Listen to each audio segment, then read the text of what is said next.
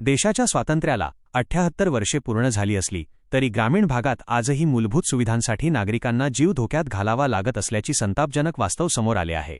वैजापूर तालुक्यातील कमलपूर बंधाऱ्याची अत्यंत दयनीय अवस्था झाली असून प्रशासनाच्या दुर्लक्षामुळे आज विद्यार्थी, पालक आणि शेतकरी वर्ग कमालीच्या चिंतेत सापडला आहे।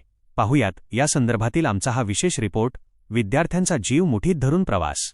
कमलपूर आणि परिसरातील शाळा कॉलेजमध्ये जाणाऱ्या विद्यार्थ्यांना दररोज या उखडलेल्या आणि खचलेल्या बंधाऱ्यावरूनच प्रवास करावा लागत आहे।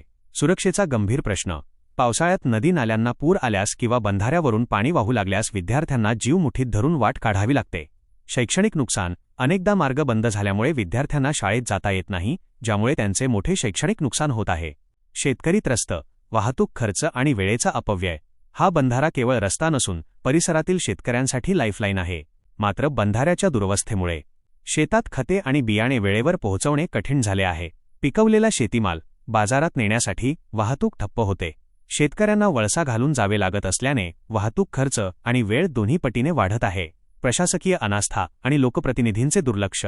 आम्ही वारंवार निवेदने दिली, ग्रामस्थांनी अनेकदा आवाज उठवला, पण लघुपाट बंधारे विभाग आणि स्थानिक लोकप्रतिनिधी याकडे साफ डोळेझाक करत आहेत। स्थानिक ग्रामस्थ।